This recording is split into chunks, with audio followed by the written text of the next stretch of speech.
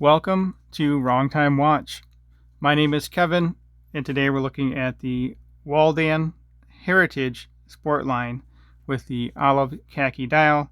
The MSRP for this watch is $299.99, so basically $300. They have 12 different colorways of this watch. Some come with the baton indices, some come with Arabics, some come with this oil pressed dial here, and then also they have just flat dials. So I'll leave a link in the description to their website. Go check them out. Also, this brand has an interesting heritage and history as well.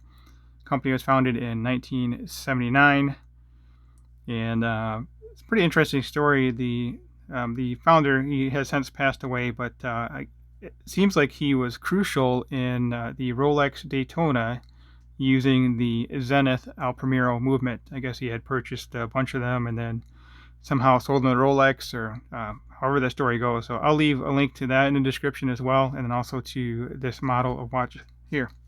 All right, so as I mentioned, it has an oil pressed linear style dial. I imagine that just means that it's a stamped dial, perhaps with a hydraulic press. So yeah, very cool looking dial. Now, one thing to mention about the dial is on the website, it looks like a darker green than this. I was a little surprised when I unboxed it. The dial wasn't quite the same color as what I was expecting, but it's a cool looking dial. Again, it's called the olive khaki, so I guess if I would have read that and not just looked at the picture, I might have realized it'd be a little more olive color here. The straps are a little bit darker than the dial, and the straps are see, what does this say? Genuine olive crumb leather strap. Olive crumbs. I'm not sure what that means. I thought this looked like lizard skin, but maybe it looks like olive crumbs. If you know what that's about, please leave that in the description below, or in the comment section. And it does have this white stitching in here, so contrasting stitching. I've been wearing this for the past few days. Wears very comfortably on wrist. Yes, it is a quartz watch. I do prefer mechanical, but I don't mind a quartz watch. Just grab and go. Thinking of olives, I guess, growing olives. I don't know, but you can just grab and go. And it's a nice looking watch, nice dressy looking watch. The ones with the Arabics look a little more sporty to me, so if that's what you're going for, pick up the Arabic model.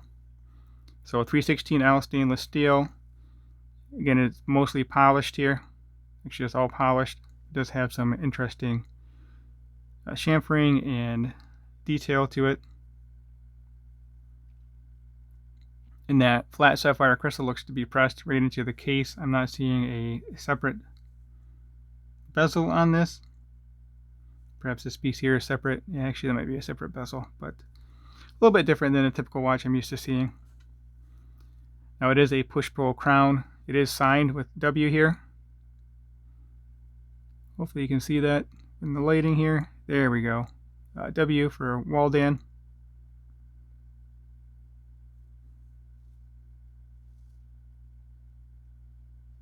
So yeah, I have enjoyed wearing this watch. So they are hand assembled and tested in the USA with, again, this USA movement. I'm not sure if you saw that on the dial here.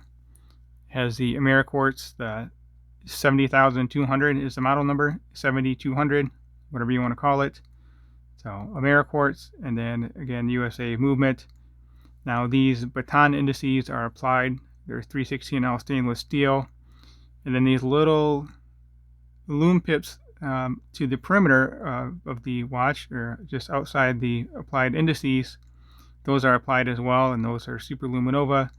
Now on the website, those lume pips look a little more green than what I'm seeing here. But like I said, I'll leave a link in the description. You can be the judge of that. Let me know what you think. 50 meters of water resistance, which is perfectly fine for a dress watch, in my opinion. And these straps are genuine leather, and they are quick release. So you see the quick release pin there. Case back is engraved. So water resistant, stainless steel, Waldan International since 1979. And there is the model of the watch again, the Heritage. And that is a screw down case back, of course. And right there you can see genuine leather, handmade in Italy.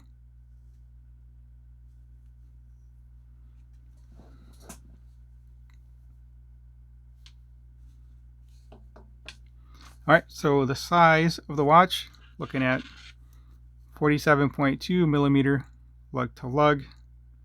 Case diameter right on the money at 40.0 millimeter. The thickness, nice and thin as you would expect with the quartz movement here, 8.7 millimeter thin. And then lug width, we're looking at 20, and it does taper down to 15.5 millimeter. And we have a 5.5 millimeter signed crown. Let me pause the video and I'll see if I can take this case back off real quick. I'm going to take a look at the movement. Alright, so this is an all-metal, fully serviceable quartz movement with a 5-year warranty. I don't know if the battery lasts that long, but again, this is the AmeriQuartz movement, which means that it's made in the USA, which I really appreciate. So yeah, nice looking movement in there.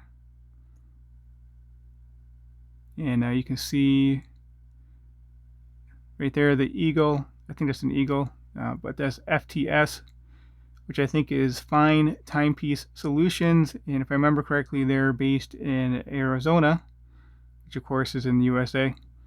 And I think that's 3 jewels is what I read on the website. Not that it matters for a quartz movement. So yeah, so there's a quick look at the quartz movement.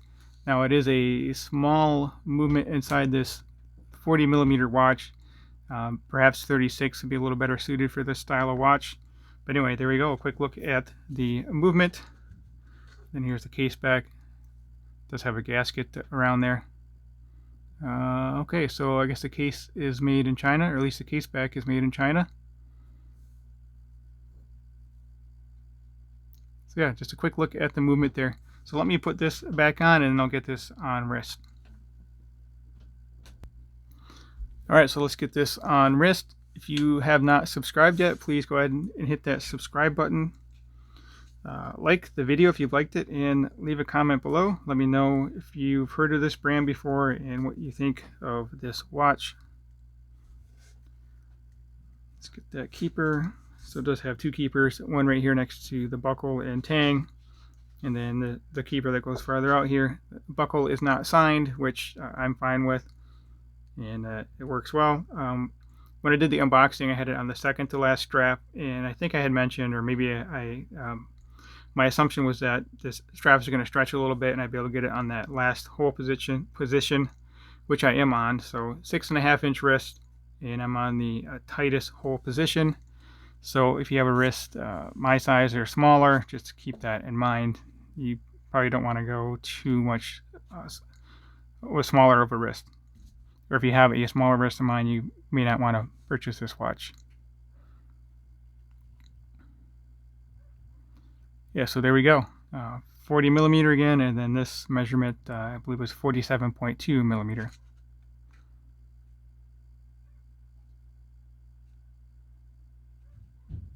I didn't think I would like this color green, but actually I kind of like it. Now let me zoom out and then I'll zoom back in and compare it to my SKX if I can find it here on the table. Alright, let's zoom out here.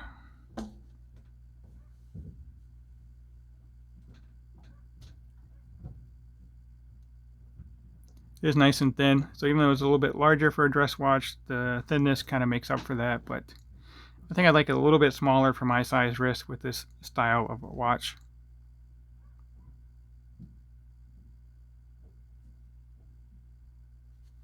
Alright, we'll zoom in, compare it to the SKX, and then we'll check out the loom.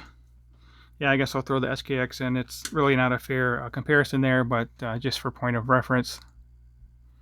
I always like to use the SKX 009.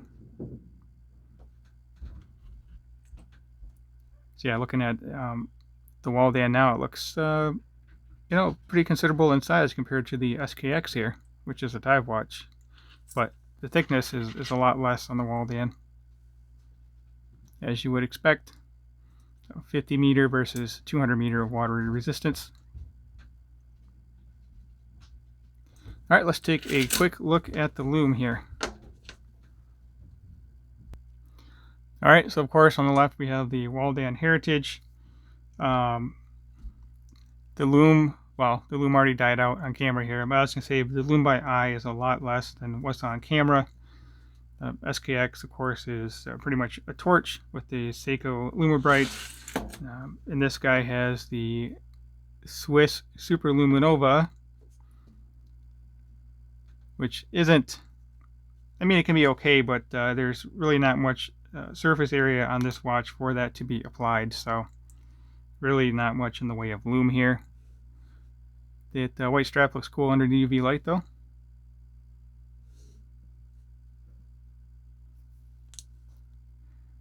So anyway, there she is. As always, thank you for taking the time, and thank you for watching.